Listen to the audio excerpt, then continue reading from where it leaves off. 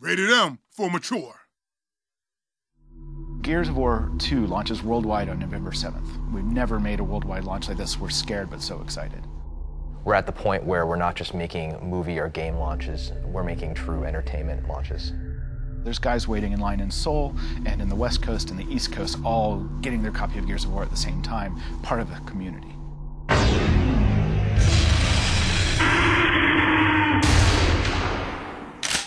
Gears is celebrated not only because of its solid core gameplay, but also because it's a very accessible and compelling universe.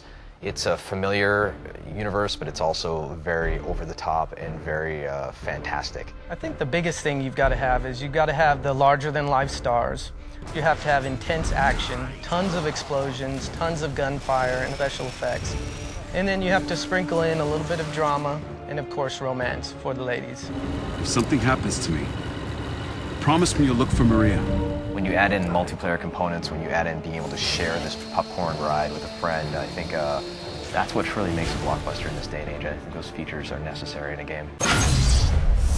It's true that a lot of video games that have big success aren't necessarily the most artistic or well-delivered stories, but I'm really hoping that with Gears of War 2 we can be both. That we can be a game that millions of people play and enjoy, but that we tell an important story. A story of moral ambiguity, of character and growth.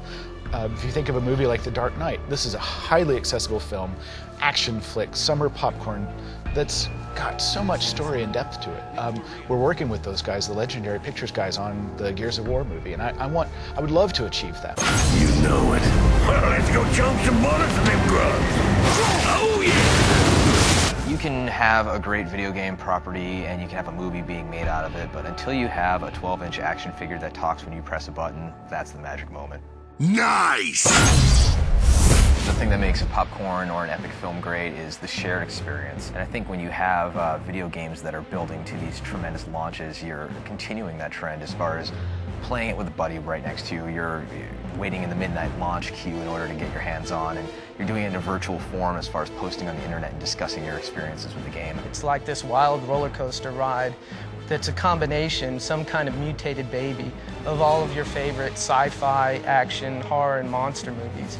But for me, and I know for a lot of people, the biggest thing is the fun you can have with your friends. I love co-op and players being able to play a game, together. I think the difference of skill level between players often varies greatly. I think co-op is a great way of kind of giving a casual gamer a leg up into a game, and by allowing one player to play the game on hardcore mode and the other one to play on insane, kind of bridges that girlfriend gap of, hey honey, what are we doing on Friday night? And it's like, well, we're gonna go kill some locusts.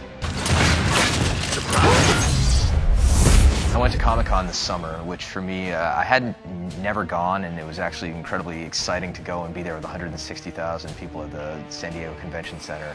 Oh boy, it's Marcus Phoenix. Shut up, robot.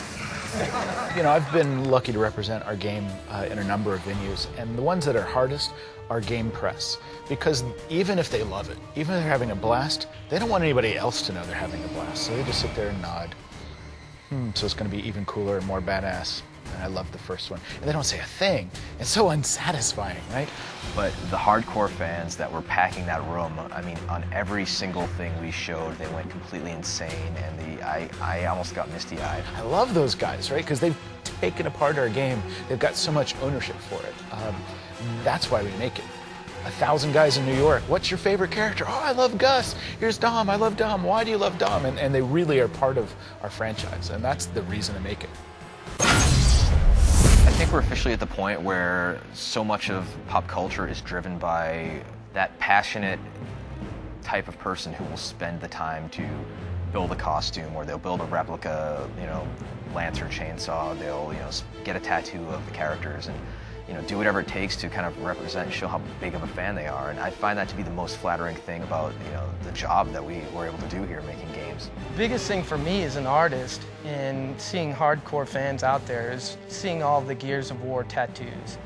That just blows my mind. That's a lifelong commitment. You're putting permanent ink on your body. Once you see that guy in the locust costume, like mowing his lawn, or like in the supermarket, like, picking up like milk and looking at it and sniffing it and things like that, I think it'd make a great YouTube video.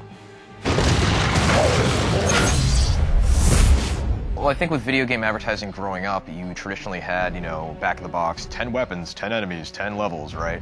And now we're actually selling the theme and the experience as far as a commercial like Mad World or the upcoming Last Day.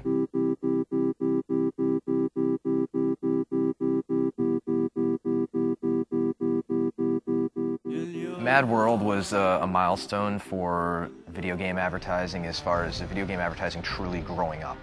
It was truly a moment where a game spoke not only to all of the hardcore gamers that everybody knew would pick up the game, but random people stopping me in my building and saying, hey, I saw that commercial with the piano music. That was really cool. I think I want to check out that game. And we're hoping to continue that trend with the new commercial for Gears 2, which takes those themes of loss and of kind of that resonating melancholy element with sad music and showing soldiers who are preparing for battle and blasting it out along the airwaves, and then hopefully players, experiencing those themes and enjoying the campaign.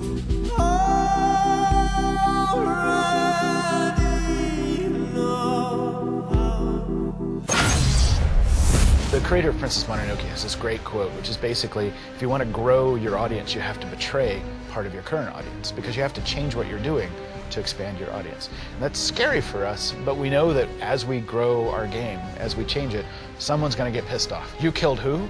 We always kill someone, right? But someone's going to be upset they'll have lost their main character. So it's really a balance of keeping our hardcore fans happy, but changing the games in ways to make it more accessible to new people. We cut all the blood, for example, from Gears of War 2. Because we just don't want to make a violent game. It scares people off. It's a Christmas game, really.